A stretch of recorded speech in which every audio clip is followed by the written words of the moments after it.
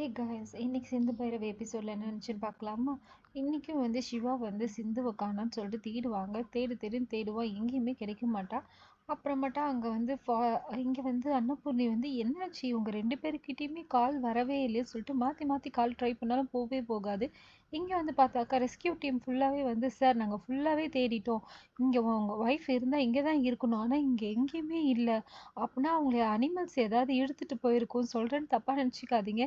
இதுக்கப்புறம் அவங்களோட பாடி முழுசாலாம் கிடைக்காது சார். நீங்கள் உங்கள் ஃபேமிலிக்கு இன்ஃபார்ம் பண்ணுறேங்க, இன்ஃபார்ம் பண்ணிவிட்டு அவங்களுக்கு நல்லபடியாக இறுதி சடங்கு பண்ணுற வேலையை பாருங்கன்னு சொல்லிட்டு சொல்லிடுவாங்க. நீ தானே கேட்டோடனே சிவா டென்ஷன் ஆகி கத்துவான். இப்படியெல்லாம் சொல்லாதீங்க சார், அவளுக்கு ஒன்றும் ஆயிருக்காதுன்னு சொல்லிட்டு சொல்லுவான். இல்லை சார், அவங்க இதுக்கப்புறம் கிடைக்க மாட்டாங்க, வாங்க போகலாம், நைட் ஆயிடுச்சின்னு சொல்லிட்டு இதுக்கப்புறம் இருட்டிடும், இதுக்கப்புறம் இங்கே இருந்தால் சரி வராது, வாங்க போகலான்னு சொல்லிட்டு கூப்பிடுவான்.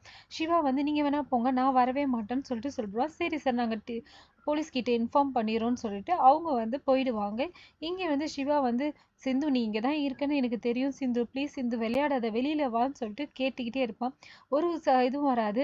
இங்கே பார்த்தாக்கா இசைக்கு காயத்ரி கிட்ட காயத்ரியை முத்து பார்த்துட்டு அவகிட்ட தப்பாக நடந்துக்க முயற்சி பண்ணுவான். பக்கத்துலேயே போய் படுத்துட்டு அவகிட்ட இது பண்ணுவான். அதை பார்த்தோன்னே காயத்ரி டென்ஷன் ஆகிட்டு, இதுக்கப்புறம் என்னால் உன் கூட வாழ முடியாது, நான் போயிட்டு எங்கள் அம்மா கிட்டே சொல்கிறேன் இரு சொல்லிட்டு போயிடுவான்.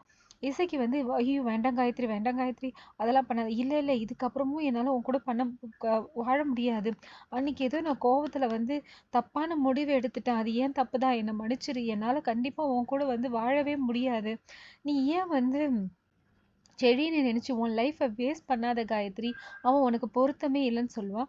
செடினை பற்றியெல்லாம் நீ என்கிட்ட பேசாத, நான் இப்போவே எங்கள் அம்மா கிட்ட போயிட்டு சொல்கிறேன், எங்கள் அம்மா என்ன முடிவு பண்ணாலும் எனக்கு சம்மதம்னு சொல்லிட்டு கிளம்பி ஓடிடுவா. இங்கே சிவா அவங்க போனாலும் பரவாயில்ல, சிந்து உன்னை நான் கண்டுபிடிக்காம விடவே மாட்டேன் சிந்து, நீ இங்கே தான் எங்கேயோ இருக்கிற, எனக்கு நல்லா தெரியும், நான் உன்னை எப்படியாவது கண்டுபிடிச்சிடுவேன்னு சொல்லிட்டு சுற்றி தேடுறா, எங்கேயும் கிடைக்கவே மாட்டா. சரி, அதோட இங்கே கட் பண்ணி இங்கே காமிச்சவனே இசைக்கு போய் மகா கிட்ட நடந்ததெல்லாம் சொல்லுவான். அன்னபூர்ணி கிட்ட மட்டும் அவன் சொல்லிட்டு அவ்வளோதான், அன்னபூர்ணியை பற்றி தெரியும்ல, உடனே பிரித்து வச்சுருவாங்கன்னு சொல்லிட்டு சொல்கிறான்.